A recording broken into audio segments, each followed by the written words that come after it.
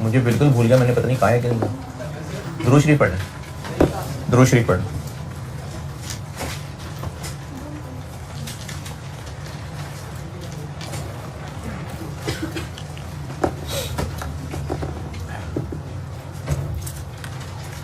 IS40 के, अच्छा आपसे टेस्ट मैंने क्या कहा था भला? IS40 के साथ 36 ना? हाँ, तो मैंने ना वो अब रिवर्सल पढ़ाने लगा ना, तो रिवर्सल का एक सवाल डाल दूंगा उसमें, ताकि सादे सवाल भी हो गया था तो रिवर्सल वाला भी हो जाएगा। तो IS40 के साथ 36 रिवर्सल डाल के टेस्ट 5 बता रहा हूँ, जो अब अगले ये 2 दिन बाद होगा। IS40 और ये IS36 रिवर्सल। IS40 के मैंने 2 सवाल दिए थे आपको, कहे थे। IS40 आसान है, अगर आप उसको लिफ्ट नहीं कराएंगे तो मुश्किल हो जाएगा। फुल फ्लैट सवाल इस पर नहीं आया अभी तक, लेकिन ये है कि एक कंबाइंड सवाल का हिस्सा बन चुका है। कंबाइंड सवाल जैसे 4-5 IAS मिला के होते हैं, उसका हिस्सा बन चुका है, जो 17-18 नंबर का सवाल होता है, और MCQs में भी ये आ जाता है, सेपरेट नहीं आया। आसान टॉपिक है, इसलिए इसको आप लिफ्ट जरूर कराएं। एक मैंने कहा था क्वेश्चन नंबर 6 और एक कहा था 5।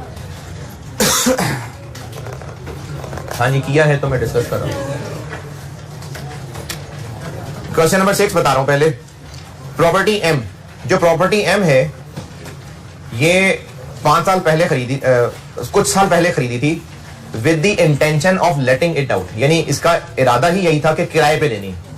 तो इसका मतलब है ये इन्वेस्टमेंट प्रॉपर्टी थी।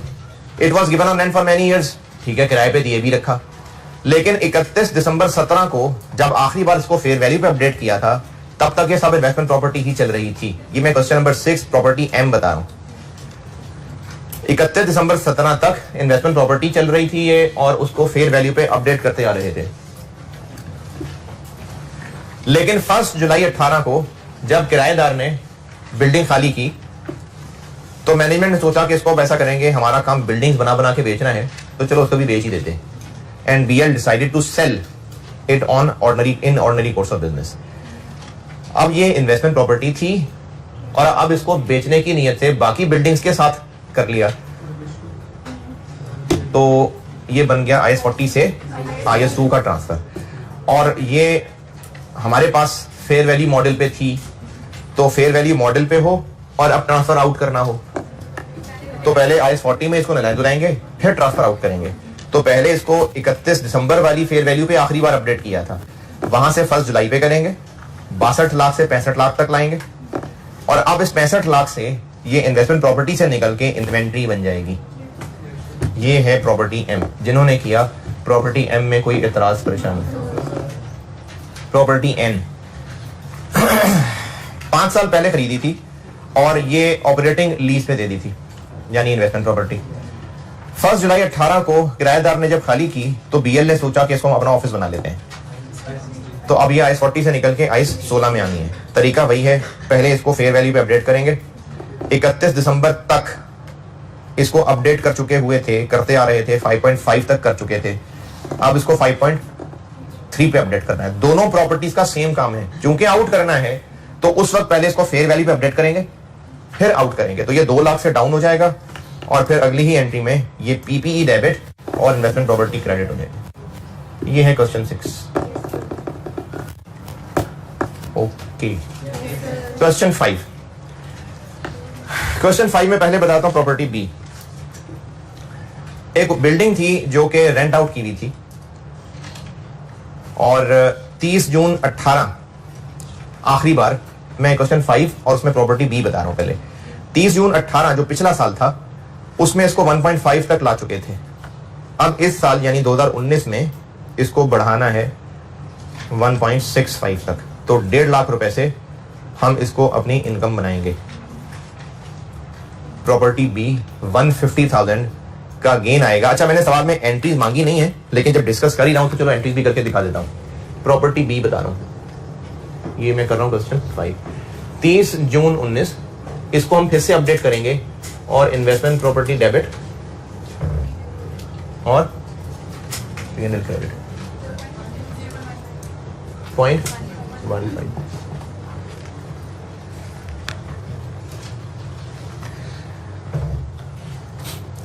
अच्छा, ऑनलाइन वाले बच्चों के लिए ये मैं ना जो लेक्चर 51A है, ये आप 40 से ऊपर जो IS 36 का सेक्शन है, मैं उसमें डाला हुआ है। हो सकता है कुछ तरतीब में आता आता वो 41A ही पहले देख रहा हूँ IS 40 पढ़ने से पहले। तो ये मैं ना IS 40 का एक होमवर्क डिस्कस कर रहा हूँ, जो IS 40 के सेक्शन में आपको आखिरी लेक्चर नजर आ रहा है ना, ये मैं उसका होमवर्क डिस्कस कर रहा हूँ। तो अगर आपने भी IS 40 नहीं सुना हुआ है तो इस होमवर्क वाली बात को इग्नोर करें, मैं भी IS 36 ही कराने लगा हूँ। और जब आप IS 40 देख लेंगे तो फिर ये उसका होमवर्क है जो डिस्कस हो रहा है। ये मैंने दिया था लेक्चर 50A में। तो 30 जून पे इसको हम अपडेट करके 1650000 तक पहुंचा देंगे। प्रॉपर्टी बी जिन्होंने किया है, किन्होंने किया है, थोड़े हो गए, थोड़े हो गए, किन्होंने नहीं किया है, ये तो दोनों हाथ में लाए तो पूरे तो नहीं बन रहे। किसने नहीं किया होमवर्क? वैसे ही बस अपने नॉलेज के लिए शक्लें जानना चाह रहा हूं, बताए ना, हाथ उठाएं किसने नहीं किया। ठीक,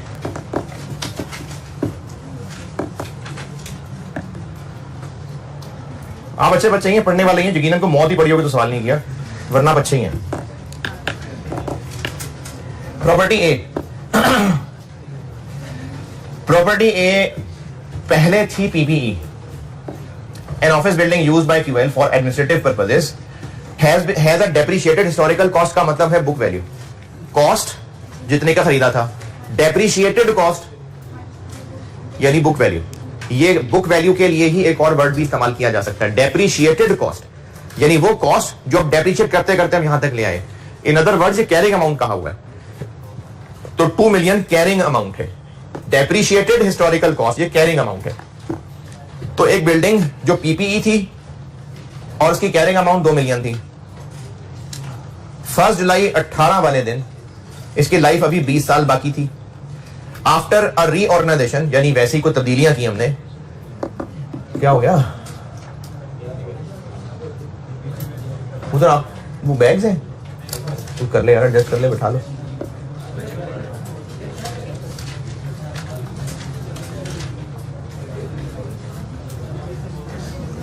यार उठ के फिर वहीं बैठ गए, थोड़ा हाँ आगे हो ना।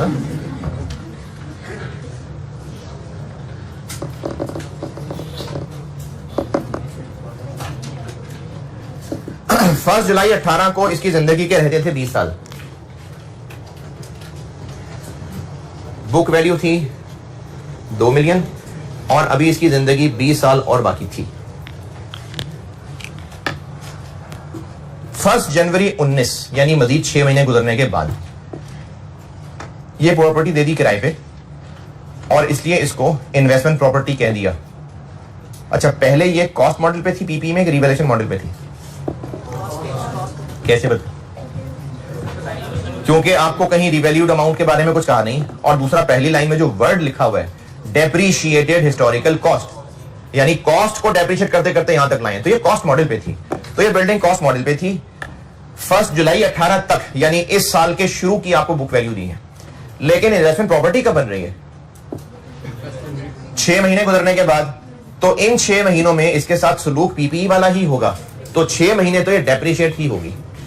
31 दिसंबर 18 डेप्रिसिएशन चार्ज होगी, एक्यूमुलेटेड डेप्रिसिएशन क्रेडिट करना ये कर दें, या चूंकि आपको दी ही बुक वैल्यू है तो बेशक आप बिल्डिंग ही क्रेडिट कर दें, कोई मसला नहीं। मजीद कितनी? इस दो बुक, अच्छा बुक वैल्यू को अगर डेप्रिशिएट करना हो तो रिमेनिंग लाइफ, कॉस्ट को डेप्रिशिएट करना हो तो टोटल लाइफ। चूंकि बुक वैल्यू दी हुई है इसलिए रिमेनिंग लाइफ पे डेप्रिशिएट कर लें, 2 मिलियन डिवाइडेड बाय 20 साल, लेकिन हम ले रहे हैं अभी 6 महीने, 50,000। अब ये जो बिल्डिंग अभी इस वक्त 31 दिसंबर 18 पे पीपीई है, इसको अब अगले ही दिन इन्वेस्टमेंट प्रॉपर्टी बनाना है। बेशक ये बिल्डिंग कॉस्ट मॉडल पे है, लेकिन 40 में जाके क्या करना है, फेयर वैल्यू मॉडल। ये कहां लिखा है? क्योंकि इन्वेस्टमेंट प्रॉपर्टी की फेयर वैल्यूज दी हुई हैं, तो यकीनन फेयर वैल्यू मॉडल ही होगा। तभी प्रॉपर्टी बी के बारे में भी कहा हुआ है कि 30 जून 18 पे फेयर वैल्यू इतनी थी, 30 जून पे इतनी होगी, तो ये फेयर वैल्यू मॉडल ही लगा है। अब बेशक ये कॉस्ट मॉडल था पीपीई में, लेकिन अब IAS 40 में जाके क्या हो जाएगा, इसलिए बेशक चंद लम्हों के लिए सही, लेकिन इसको IAS 16 में रिवैल्यूएशन मॉडल पे ले आएंगे और रिवैल्यूएशन मॉडल पे लाके रिवैल्यूएशन वाली अकाउंटिंग करेंगे। इस वक्त इस एसेट की बुक वैल्यू क्या हो चुकी हुई है, 19,50,000। कहां तक रिवैल्यू करना है जी, कितना बढ़ाना है, 3.5 लाख रिवैल्यूएशन करेंगे। रिवैल्यूएशन यानी बिल्डिंग डेबिट, रिवैल्यूएशन कह रहा हूं, क्रेडिट क्या करूं, रिवैल्यूएशन सरप्लस 350,000 है। अगर तो बिल्डिंग का अलग अलग एक्यूमुलेटेड और उसका अकाउंट था तो हाँ, फिर एक्यूमुलेटेड को एलिमिनेट भी करेंगे, लेकिन इस सवाल में चलाई बुक वैल्यू है ना, तो बस ठीक है बुक वैल्यू। वरना अगर इसकी एक्यूमुलेटेड अलग बन रही होती तो प्रॉपर पूरे एजाज के साथ, पूरी 21 तोपों के सलामी के साथ इसको रिवैल्यू करते। तो ये रिवैल्यू किया है, रिवैल्यूएशन सरप्लस क्रेडिट। अब ये बिल्डिंग IAS 16 में ही नहा धो के कहां तक पहुंच गई, कितनी अमाउंट तक आ गई, 2.3 मिलियन। अब इसको इन्वेस्टमेंट प्रॉपर्टी के हवाले कर देंगे, तो 1 जनवरी को बिल्डिंग हो जाएगी क्रेडिट और इन्वेस्टमेंट प्रॉपर्टी हो जाएगी डेबिट, 23 लाख। और इस सरप्लस का क्या करेंगे,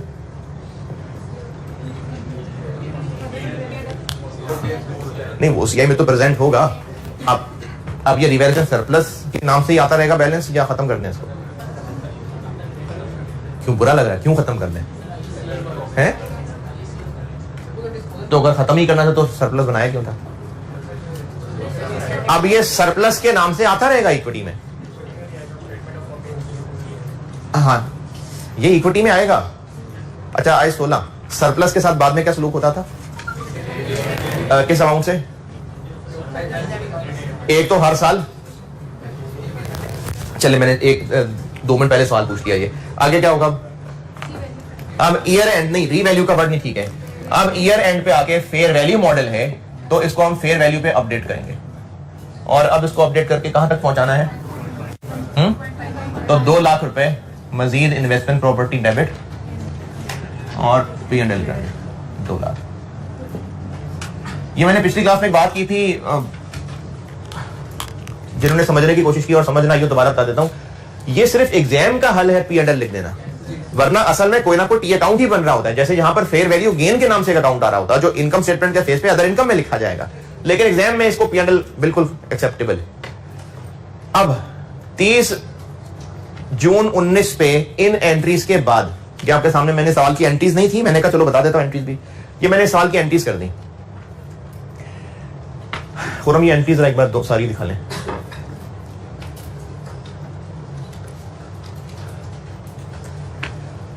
वो प्रॉपर्टी बी है, ये प्रॉपर्टी ए है।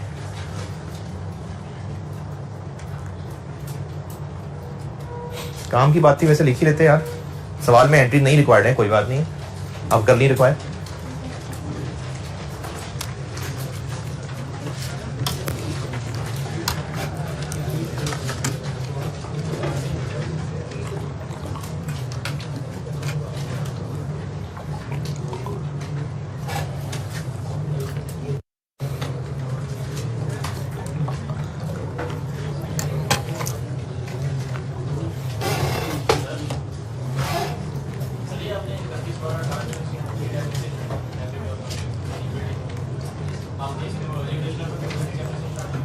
नहीं, एलिमिनेशन ऑफ एक्यूमुलेटेड डेप्ट नहीं करती। सवाल ये है कि इस डेप्रिसिएशन की एंट्री में मैंने एक्यूमुलेटेड क्यों नहीं लिखा, क्यों नहीं लिखा भाई?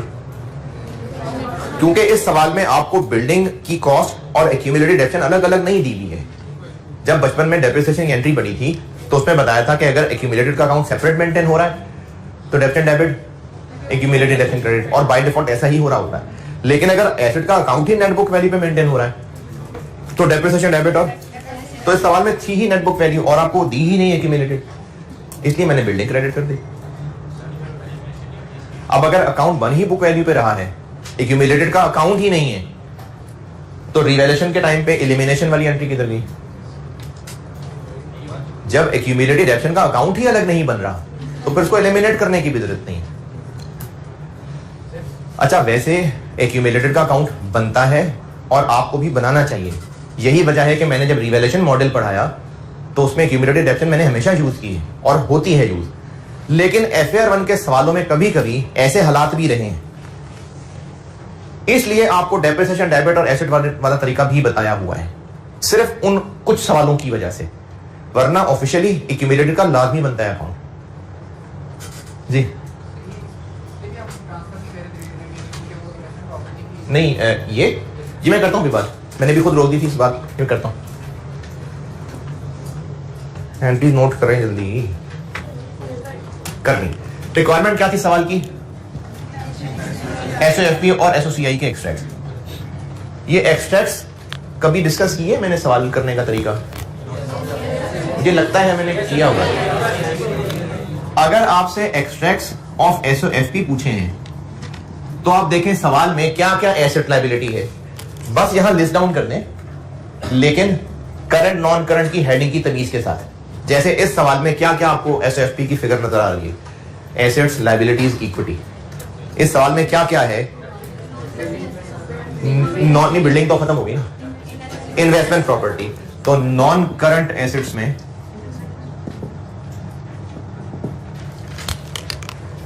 मुझे लगता है कि आए 16 के कुछ सवाल कराते हुए मैंने एक्सट्रैक्ट्स वाली बात सिखाई हुई है आपको।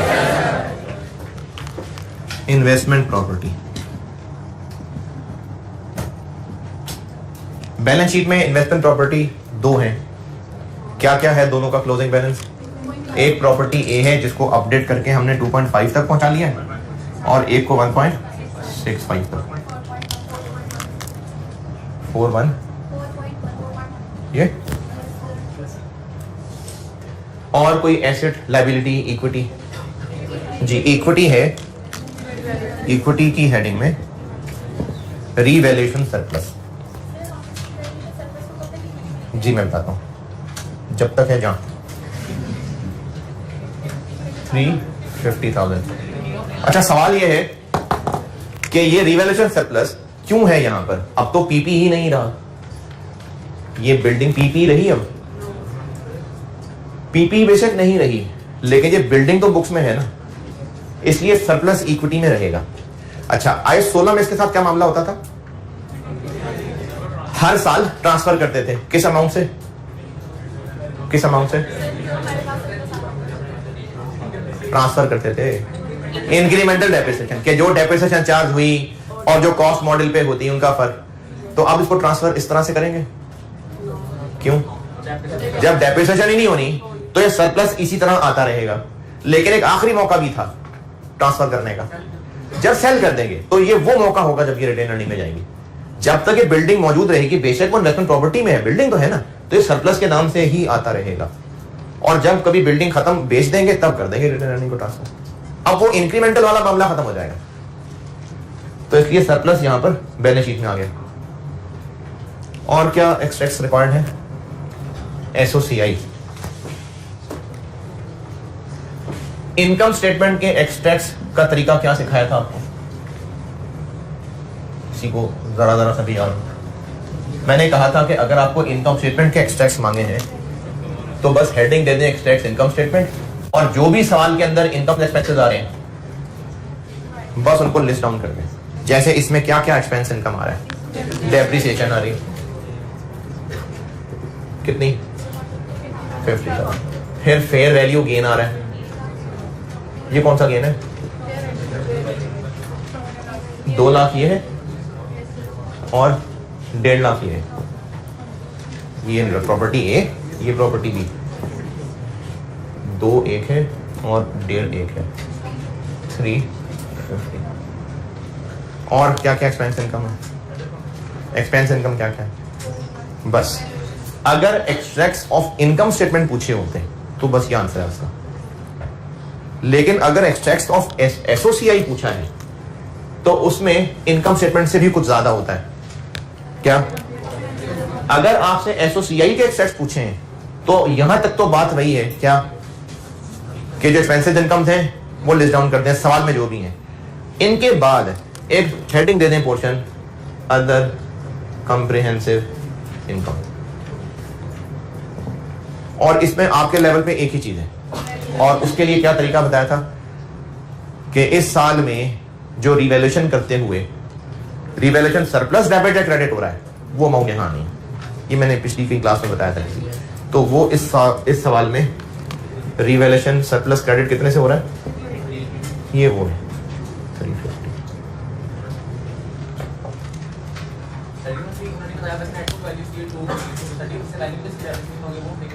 उसकी कितनी पुरानी है? पिछले ईयर्स की। वो इस साल की इनकम स्टेटमेंट में क्यों लिखे? ये तो फॉर द ईयर होती है ना।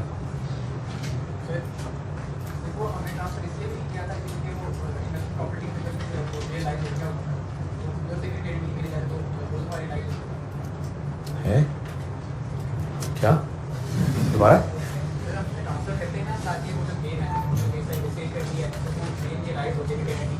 अच्छा,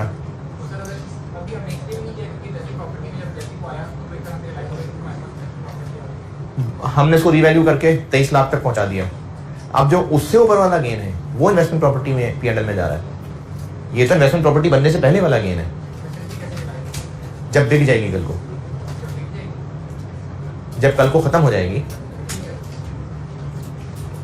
तो ये पुराना एक गेन है जो अनरियलाइज पड़ा हुआ था। वो पीपीई के जमाने का अनरियलाइज था, इसलिए इसको सरप्लस में रखा हुआ।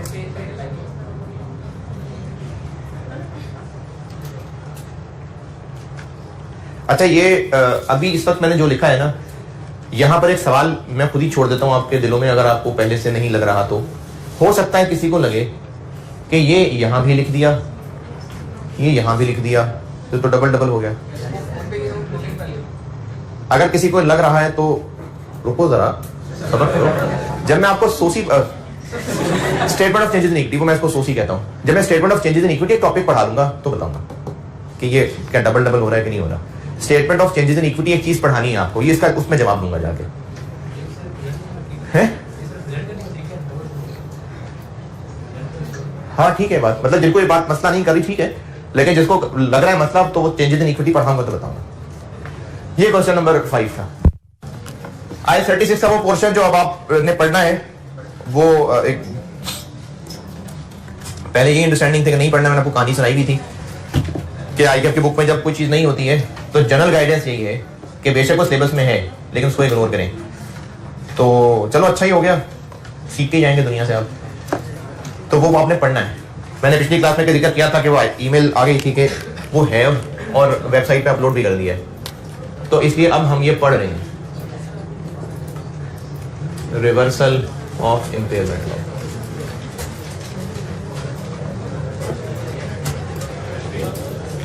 IAS 36 में एक पोर्शन जो सिलेबस में लिखा हुआ है लेकिन आईकेएफ की बुक में जिक्र नहीं था, इसलिए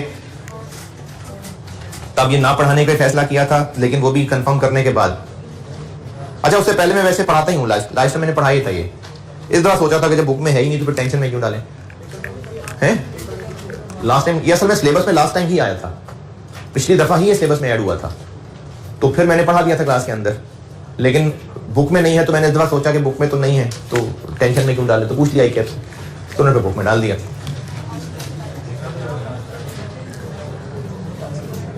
reversal of impairment loss.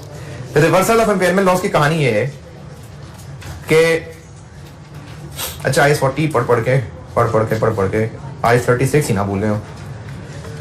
IAS 36 था जिसमें रिकवरेबल अमाउंट को कैरिंग अमाउंट से कंपेयर करते हैं। रिकवरेबल अमाउंट होती है higher of fair value less cost to sell और वैल्यू इन यूज।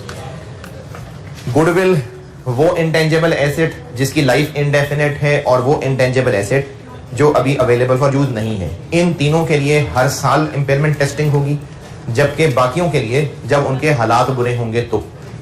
वो थी इंडिकेशंस जो याद करनी है, एमसीक्यूज में हमने देखी थी। तो इंपेयरमेंट टेस्टिंग की, और इंपेयरमेंट टेस्टिंग में कंपेयर किया कैरिंग अमाउंट को रिकवरेबल अमाउंट से, और अगर रिकवरेबल अमाउंट ज्यादा है कैरिंग अमाउंट से तो कोई मसला नहीं, लेकिन अगर रिकवरेबल अमाउंट कैरिंग अमाउंट से कम है तो उसको इम्पेयरमेंट लॉस कह दिया। रिवर्सल ऑफ इम्पेयरमेंट लॉस क्या लगता है नाम से, कि पहले कभी इम्पेयरमेंट लॉस चार्ज किया था, अब उसको करना है रिवर्स। तो हाँ बिल्कुल ऐसा ही है।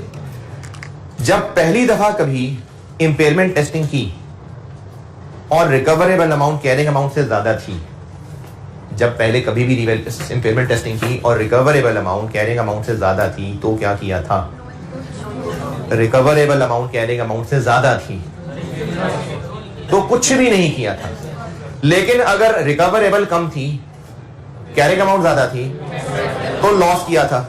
अब आइंदा जब भी रिकवरेबल ज्यादा होगी, अब इग्नोर नहीं करना उसको।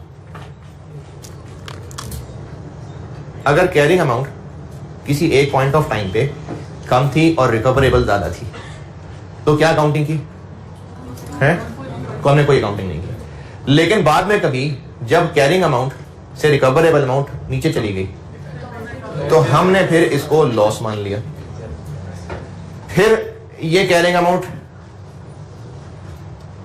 कम कर दिया ना। अब जब आइंदा कभी रिकवरेबल अमाउंट ज्यादा होगी, पहले रिकवरेबल ज्यादा थी तो कुछ नहीं, लेकिन रिकवरेबल कम थी तो लॉस मान लिया था। आइंदा अब जब रिकवरेबल कभी ज्यादा हुई तो अब वो इग्नोर नहीं होगी। अब हम इसको जो लॉस पहले बनाया था अब उसको रिवर्स करेंगे। अब अगर रिकवरेबल अमाउंट ज्यादा हो गई तो अब हमें ज्यादा होने को रिवर्स करेंगे।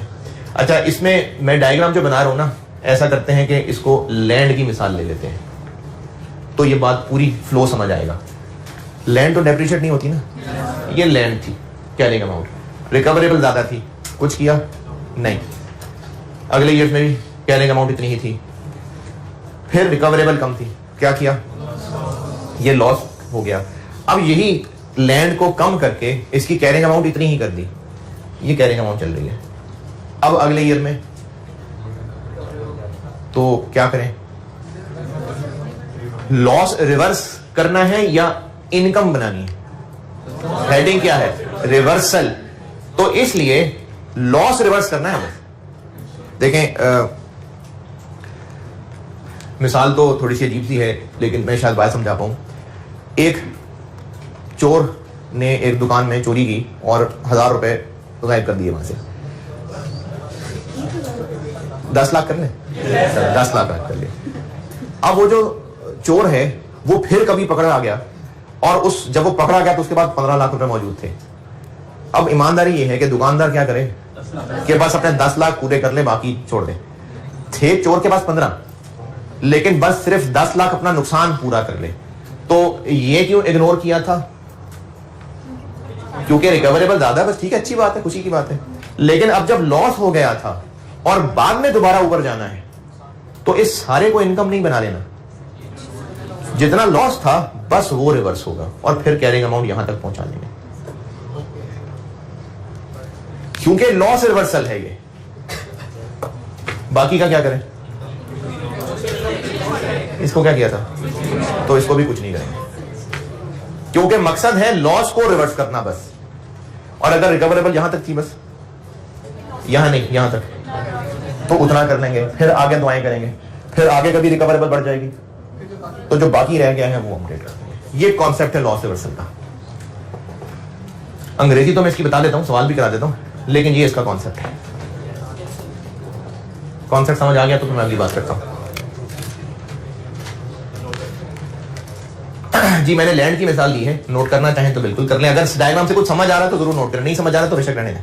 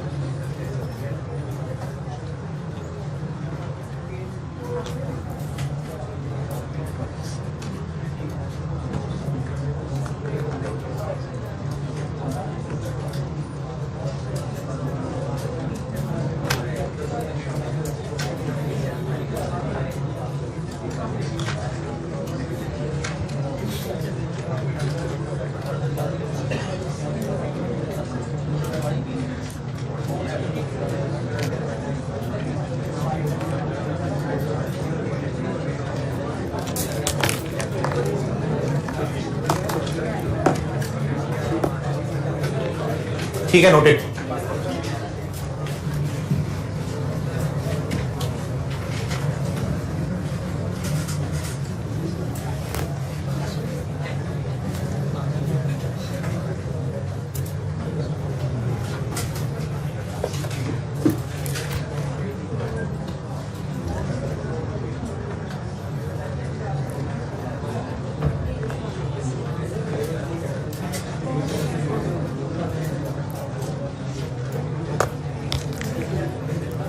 रिवर्सल ऑफ इंपेयरमेंट लॉस की हेडिंग है, ये मैंने मिसाल से समझाया है। अब आगे थोड़ी अंग्रेजी लिखें।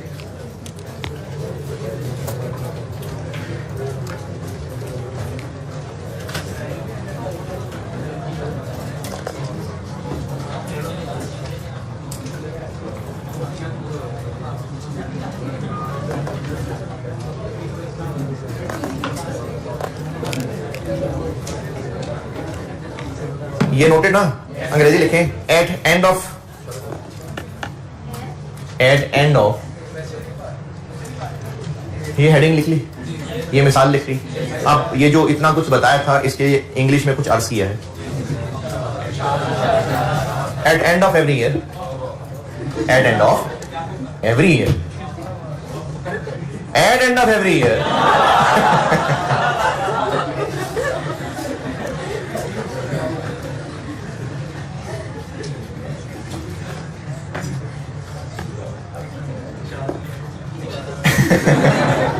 An entity shall assess at end of every year. An entity shall assess whether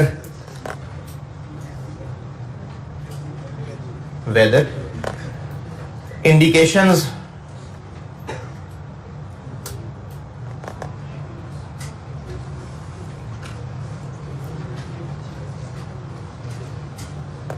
of previously recognized impairment loss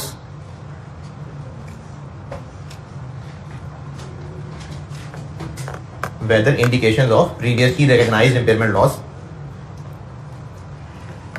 still exist or not, still exist or not। यानी कंपनी हर साल के एंड पे देखती रहेगी कि जो हालात इंपेयरमेंट की तरफ लेके गए थे क्या वो हालात अभी भी हैं या नहीं है।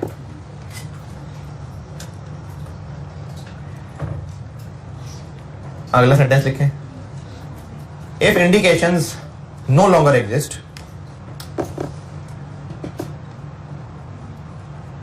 if indications no longer exist,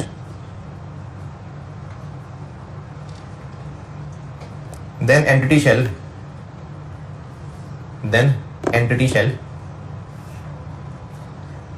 estimate the recoverable amount of asset.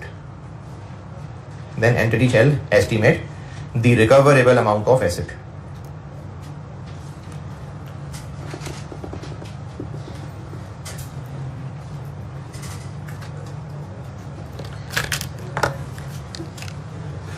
यहां तक क्या समझ आई बात कि अगर हालात पहले जब खराब हुए थे और इम्पेयरमेंट लॉस चार्ज किया था तो हर साल के एंड पे देखते रहना चाहिए कि हालात बेहतर हुए कि नहीं हुए।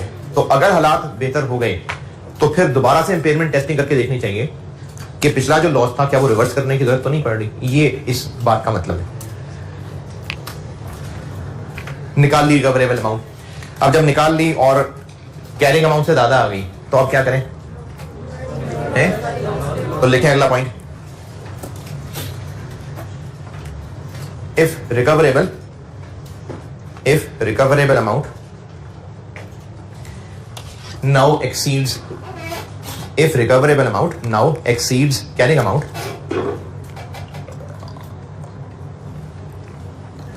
ये सारी जो भी बातें की थी ना उसको मैं कुछ अंग्रेजी में समेट रहा हूं।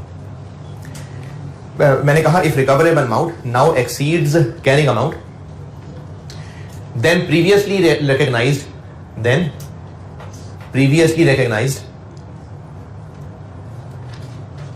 impairment loss,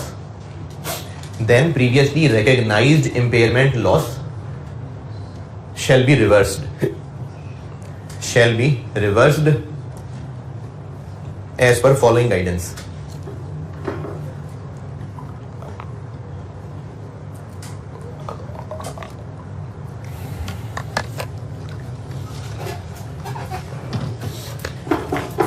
shall be reversed as per following guidance. अब ये जो फॉलोइंग गाइडेंस है अब ये सिखाने लगा हूं.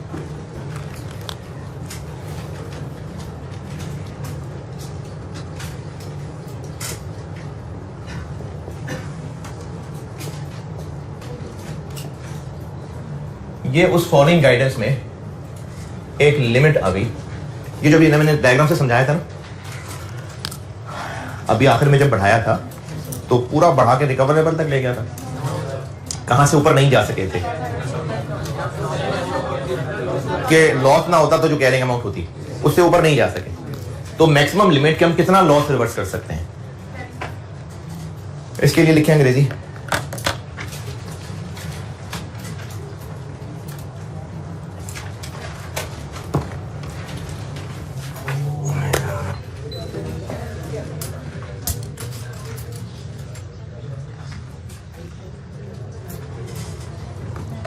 अच्छा, जो मैं लिमिट लिखवाने लगा हूं ना, इसकी मैं अंग्रेजी बताता हूं आपको, लेकिन एक बात समझा रहा हूं, उम्मीद है शायद मैं समझा पाऊं.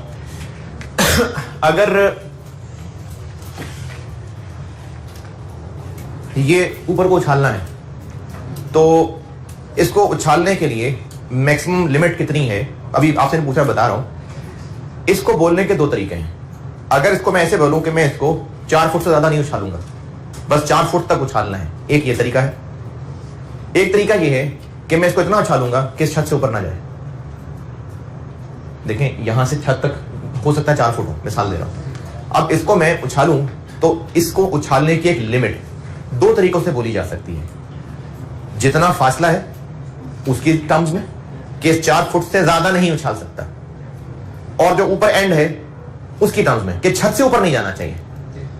बात एक ही है ना, बस एक में किस तरीके से बात की जा रही है कि फासले का जिक्र किया जा रहा है, और दूसरे तरीके में छत का जिक्र किया जा रहा है. इस पॉइंट से ऊपर नहीं जाना. एक बात हो रही है कि यहां से वहां तक का जो फासला है वो फासला कवर नहीं करना उससे ज्यादा, और दूसरा तरीका ये है कि वो एंड पॉइंट बता दिया. तो ये एंड पॉइंट वाले तरीके से लिखी हुई है बात. ठीक है, दोनों ही तरीके हैं. एक बात को समझाने के दोनों तरीके हैं. जो अंग्रेजी लिखवा रहा हूं वो उस पॉइंट वाले, इस छत वाले तरीके के तौर पर लिखी हुई है. लिखें अंग्रेजी.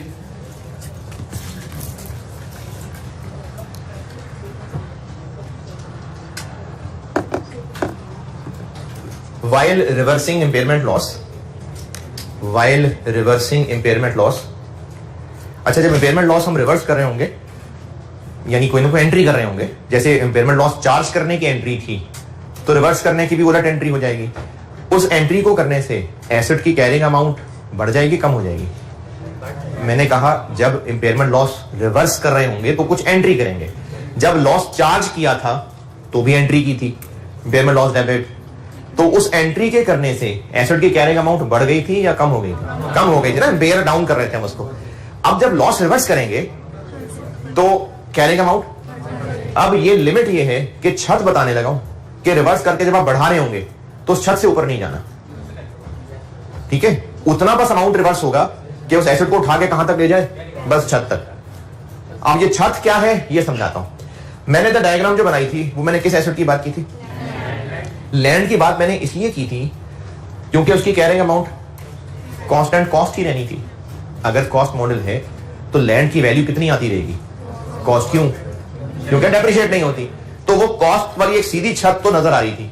लेकिन अगर बात हो रही होगी प्लांट की, तो अगर इंपेयरमेंट ना भी होती फिर भी डेप्रिशिएट होते होते तो उसने नीचे आना ही था, यानी छत ने आस्ता आस्ता नीचे आना ही है.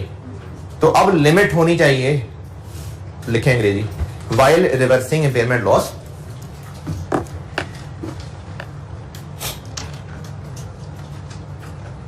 increased carrying amount. Increased carrying amount क्यों कह रहा हूं? क्योंकि रिवर्स करेंगे तो कैरिंग अमाउंट बढ़ाएंगे ना. Increased carrying amount shall not exceed, यानी अब ये छत बताई जाने लगी. Shall not exceed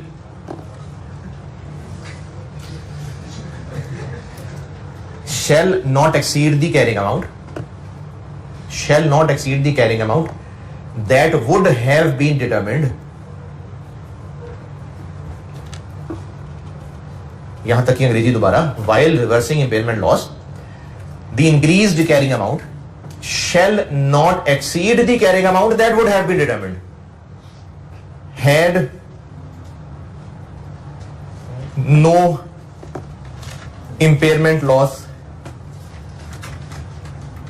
जिनकी अंग्रेजी इधर उधर गिर गई है, दोबारा बता रहा हूं, while reversing impairment loss, increased carrying amount shall not exceed the carrying amount that would have been determined had no impairment loss been recognized. Had no impairment loss been recognized in prior years. In prior years.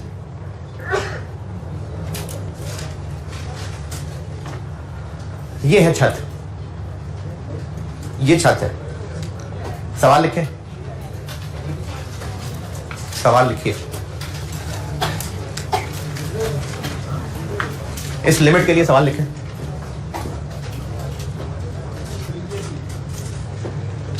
कोई अंग्रेजी miss हुई है पीछे तो बताएं, मैं दोबारा बताता हूं, किसी की अंग्रेजी रह गई हो।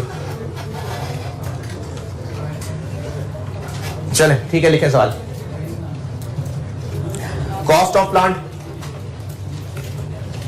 Cost of plant 5 lakh,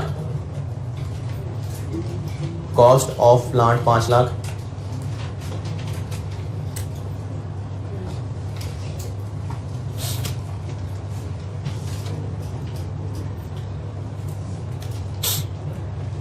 useful life 10 साल। प्लांट की कॉस्ट 5 लाख है, यूजफुल लाइफ 10 ईयर्स है, स्ट्रेट लाइन मेथड है। Date of purchase cost 5 lakh है, useful life 10 years, straight line method. Date of purchase 1 जनवरी 2015, 2015।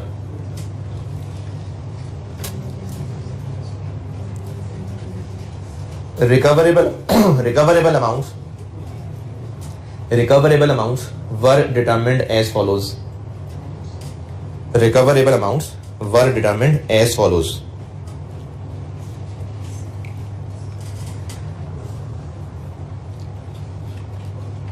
एक रिकवरेबल अमाउंट निकाली 31 दिसंबर 16, 31 दिसंबर 16, ये थी 352,000, 352,000। और एक रिकवरेबल अमाउंट निकाली 31 दिसंबर 19, ये थी 285,000, 285,000। मुझसे रिक्वायर्ड है ये जो जी मैंने एक रिकवरेबल बताई है 31 दिसंबर 16 की और दूसरी बताई है 31 दिसंबर 19 की। पहली मैंने अमाउंट बताई है 352,000 और दूसरी बताई है 285,000 और मुझसे रिक्वायर्ड है इन दोनों इंपेयरमेंट टेस्टिंग की जनरल एंट्रीज।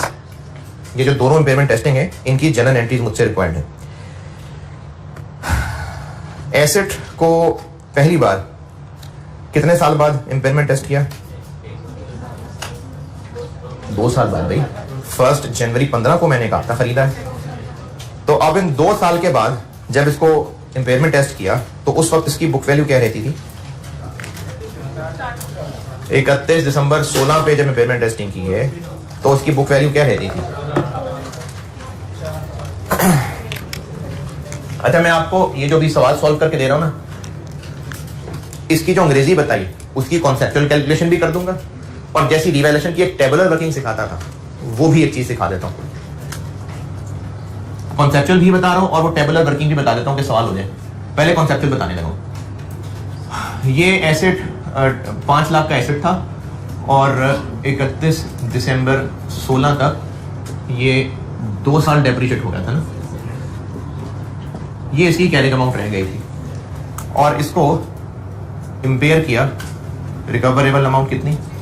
352, तो लॉस आ गया 48। तो एक तो 31 दिसंबर 16 इंपेयरमेंट लॉस डेबिट और एसेट क्रेडिट वो भी ठीक है, लेकिन बेहतर यही होता है कि हम एक्यूमुलेटेड का अकाउंट चलाएं।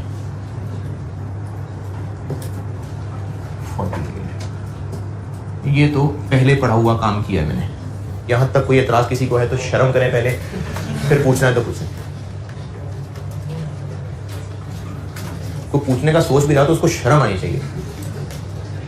बताएं बेटे, पूछना है।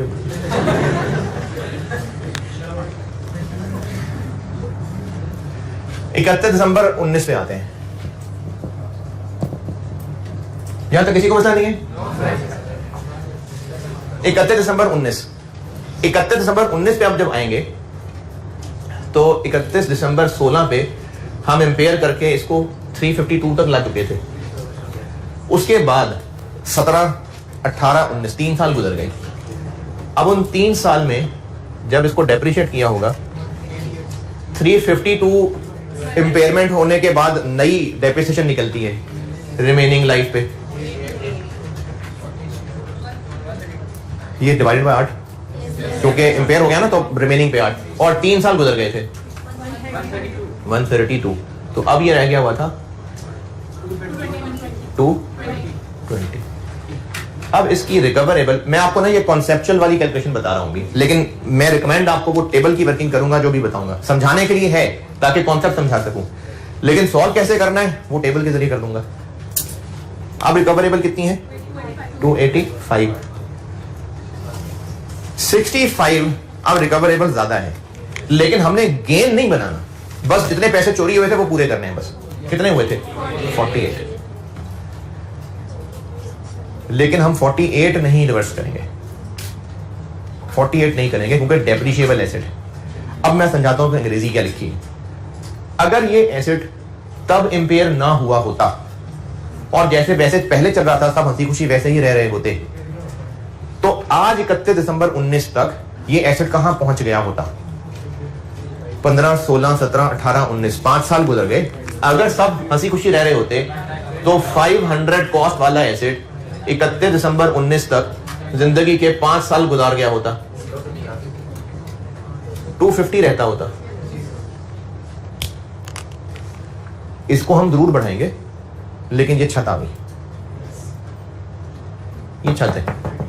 अब जब हम इसको बढ़ाएंगे तो बढ़ाते बढ़ाते छत कहां आ गई है, तो हम 65 तो नहीं लॉस रिवर्स कर सकते, 48 भी नहीं करेंगे, 30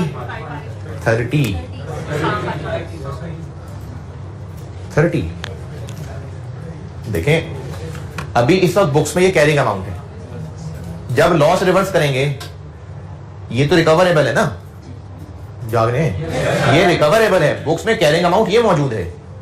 डेप्रिशिएट करते करते 19 गुजरने तक यहां पहुंच चुके हुए हैं। अब हमने इसको बढ़ाना है, 220 को बढ़ाना है। छत कहां आ गई? तो कितना बढ़ा सकते हैं? 30। तो वो जो लॉस 48 हुआ था, हम रिवर्स 48 को नहीं करेंगे, हम 30 को रिवर्स करेंगे। तो एक्यूमुलेटेड इंपेयरमेंट डेबिट और इंपेयरमेंट लॉस क्रेडिट, ये है कॉन्सेप्ट। जो अंग्रेजी लिखाई ना, ये वो है। अब मैं आपको टेबुलर वर्किंग बताता हूं, ये मामला उससे हल हो जाएगा।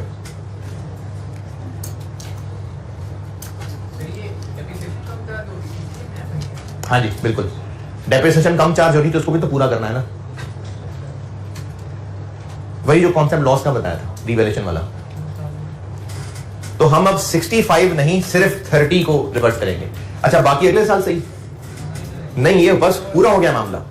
अब अगले ईयर और रिकवरेबल बढ़ जाती है, बस कुछ नहीं, जो लॉस था बस रिवर्स कर दिया। जिनको लग रहा है कि 12 किधर गया, तो असल में हुआ ये है कि अगर हम सारे हालात ठीक कर रहे हैं और 48 को रिवर्स करना है, तो इस इंपेयरमेंट लॉस की वजह से डेप्रिसिएशन भी तो कम चार्ज होने लग गई थी।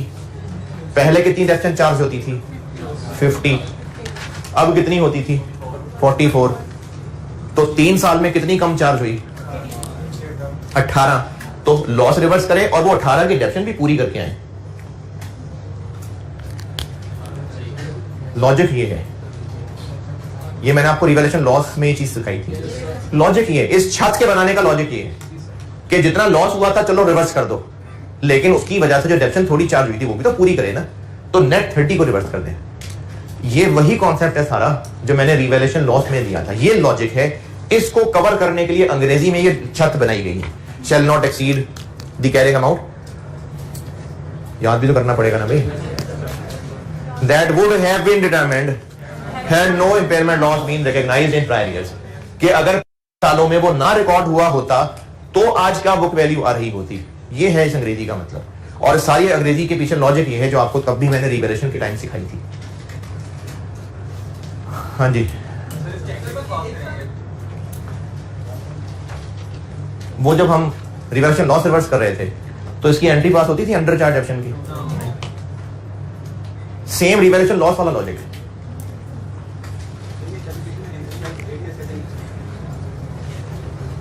ये कितने 2 10 में से 2 गुजर गए थे, इंपेयरमेंट हो गई थी, तो आइंदा कितने रह गए थे 8 साल.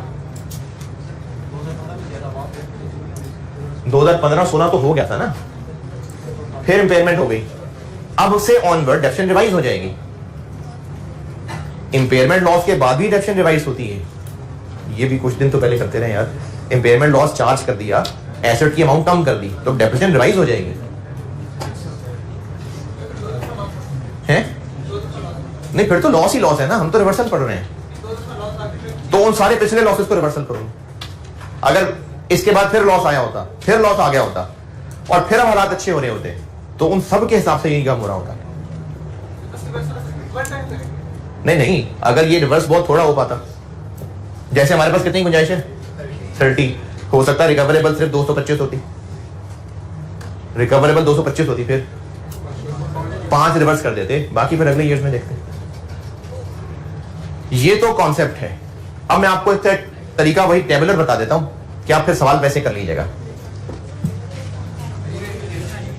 है जी, भी पहले कॉस्ट मॉडल कर लो. इसकी मैं ऑफिशियल वर्किंग बता देता हूं आपको. एसेट और इंपेयरमेंट लॉस, जैसे वहां एसेट सरप्लस कॉलम बनाता था ना, तो इस तरह एसेट और मैंने लॉस का कॉलम बना दिया. 1 जनवरी 15 कॉस्ट कितनी 500. 31 दिसंबर 15 डेप्रिसिएशन 50 450. 31 दिसंबर 16 डेप्रिसिएशन 50 400. 31 दिसंबर 16 इंपेयरमेंट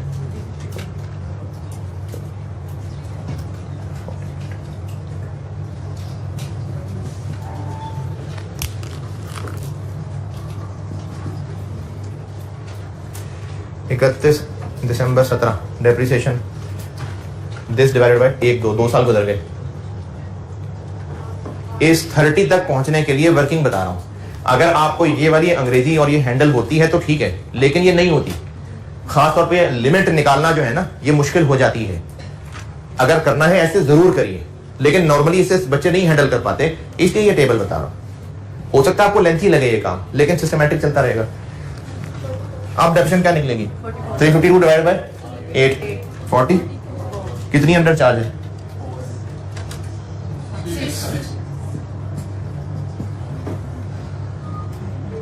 पहले भी हम रिवैल्यूएशन में ऐसे ही करते थे ना, अंडर चार्ज एडजस्ट करते जाए.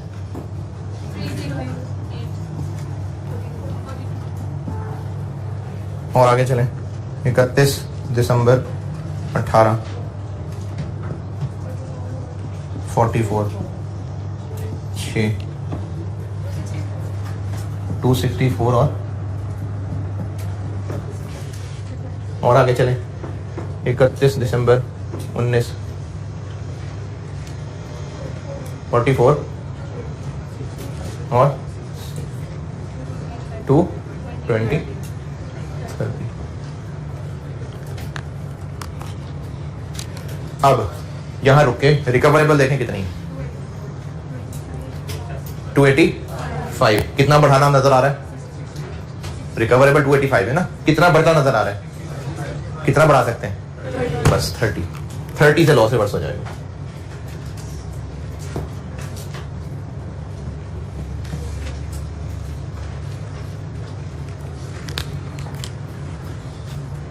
ठीक है, ये कॉलम बता देगा कि आपने लॉस रिवर्स करना है तो बस कितना कर सकते हैं. 220 तक पहुंचे, फिर रिकवरेबल से कंपेयर किया, 65 बढ़ता नजर आ रहा था, लेकिन नहीं बढ़ाना. कितना रिवर्स करना है? 30. बस 30 से लॉस रिवर्स हो जाए.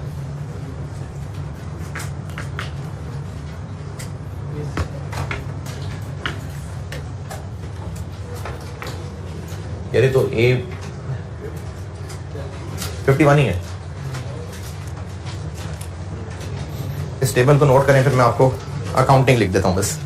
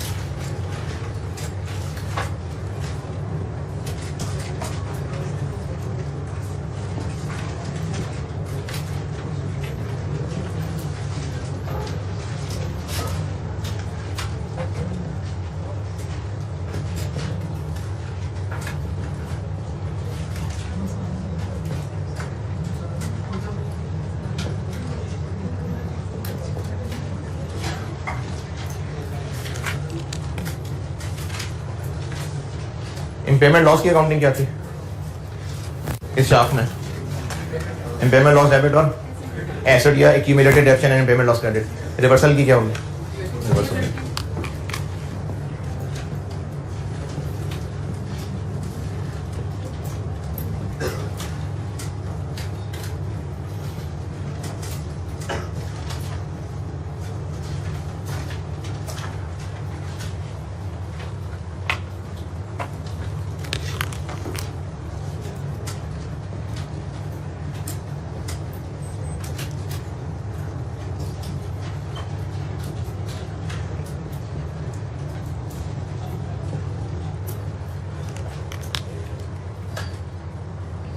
लॉस को एक्सपेंस बनाते थे, इसको इनकम बना लेंगे। Entry reverse. यहां क्या था? लॉस। लॉस को क्या करते थे? रिवैल्यूएशन डिक्रीज की तरह अकाउंट फॉर करते थे।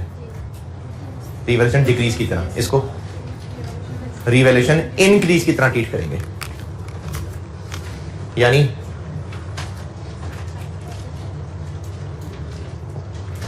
क्रेडिट क्या होगा? क्रेडिट क्या होगा? पहले पहले पहले P&L, दूसरा नंबर रिवैल्यूएशन सरप्लस।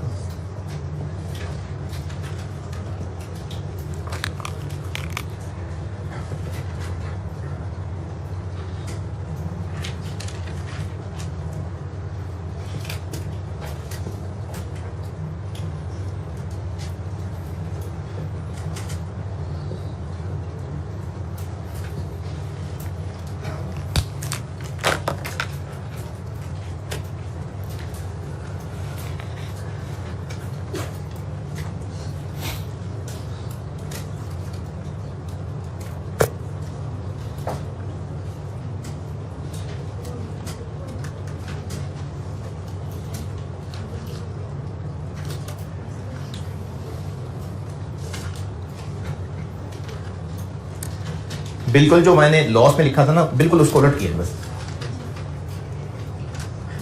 और वहां आखिर में एक नोट लिखा था, वो भी नोट यहां लिख लें।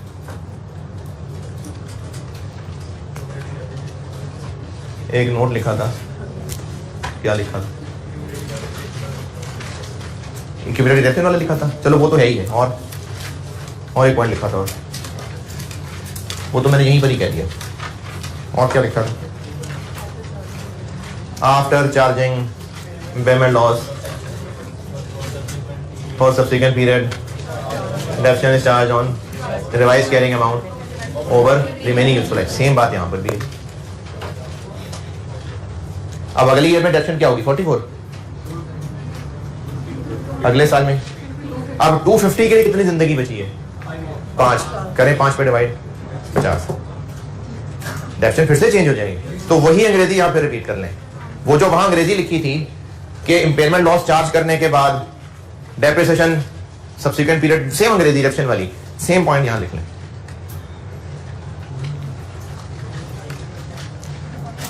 और क्वेश्चन नंबर 10 ये होमवर्क करके आइए। इंपेयरमेंट का I-36 क्वेश्चन नंबर 10 होमवर्क करके आइए। क्वेश्चन 10 11 कटवा दिया था ना, पेज तो नहीं फाड़ दिया था? क्वेश्चन नंबर 10 होमवर्क करके आइए। कल से चला I-20 शुरू करेंगे। ठीक है, अल्लाह हाफिज।